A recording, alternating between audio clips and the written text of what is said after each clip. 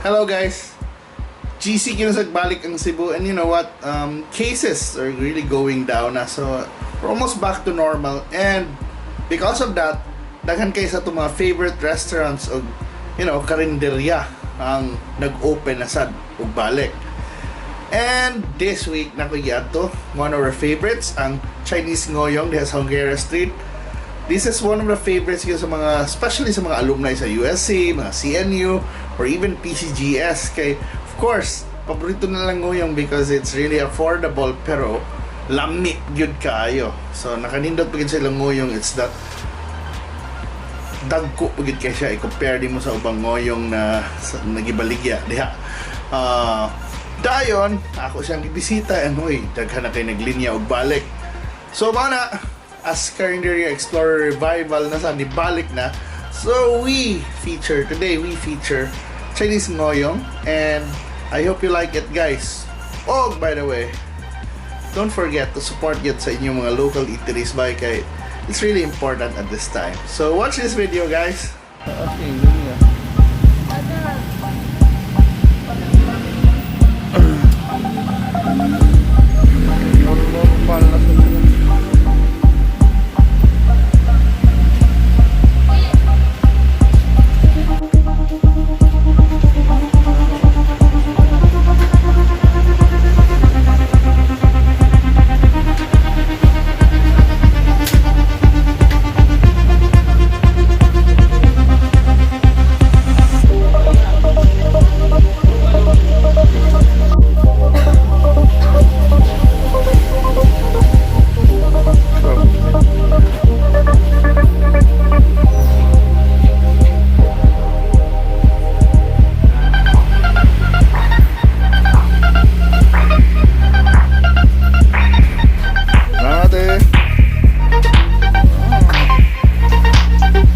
man ako palit og Ngohiong dito sa Chinese Ngohiong taas sa linya ay maray naghuwat pa ko mga 30 minutos kay lagi daghan kay naglinya. And by the way, pwede naman din mo order dito mo padili, I mean for pick up. So mas maayo na mao nimo buhaton, pwede sa ka mo order tingali sa mga apps karon. So mo na inabit ato ni dalawang Chinese Ngohiong.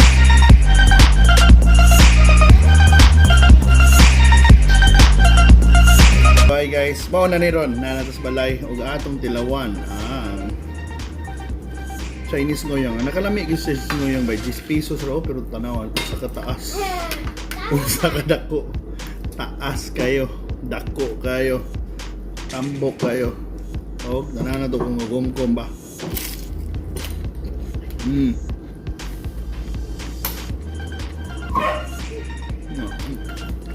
Ang bisa sud ha.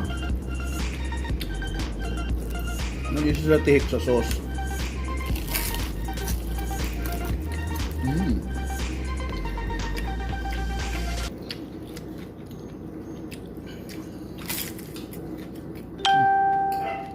Duha lang kabuok ani.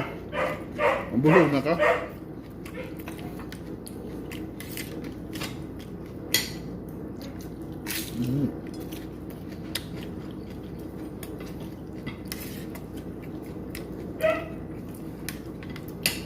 Sa suslain lagi baligya dito, maning stuffed egg, itlog na basically, og siomai na kinamuta kay natas balay ha. So mahuna gito sa makaon na hale sauce.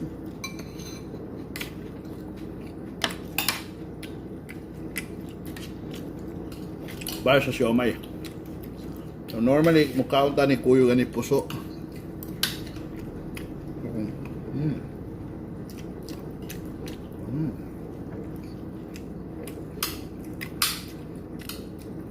Hindi ka ng itlog.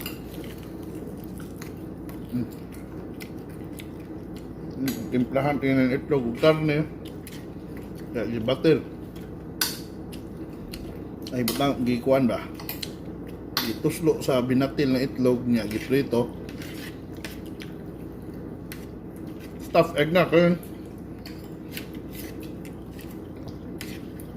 Kani 10 pesos. Ng stuffed egg 10 pesos. Ang siomai 8. Ito muna. Panaw na ko, mabusog naman ka. Bisag nagduha lang ka nguyong.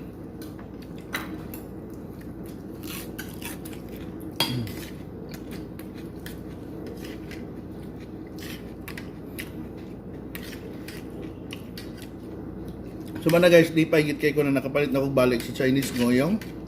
Abre na sila but it's only for take out. Maintain social distancing ng gihapon, mag-mask. Nga dayon. Pwede actually mutawag mo daan na lang para for pick up na lang mo. Para di mo linya kay taas gid king linya bay. Labi na kung paniud to na. Nga ako ni antos lang ko gamay linya pero una, disod sa ang parking usay kay puno. Actually bawal na mo parking diha. Pero marag tungod kay daghan suki diha. Nag-ilan man gitugutan. As long as di sad ka magpabuyag yun o di mo abusuhon.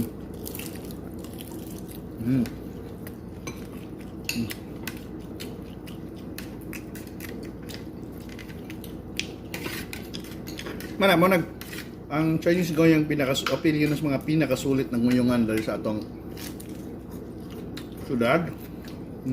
And especially mga estudyante diha, sila na be an institution mo rin opinion ng mga pagkaon na nagpa-survive nila sa college na sa imong gasto mo rakabot og 30, 50 tingay kung apil kag drinks mo rakabot kung atos nguyungan mo kaon. Mga guys, thank you so much for watching.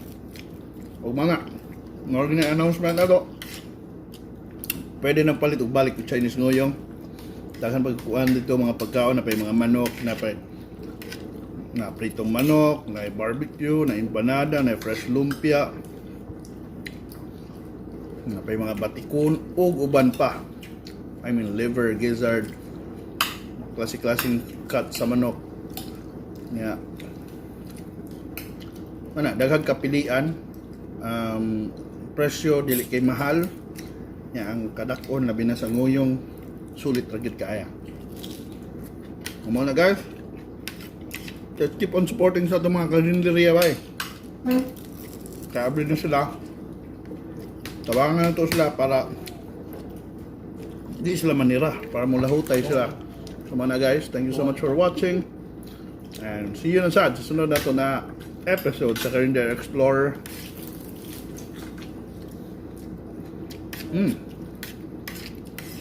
Because in this time I really want you to support local restaurant, local businesses o mana para mutuyok ang kwarta so that our economy will survive this crisis. Mana guys, see you, bye bye.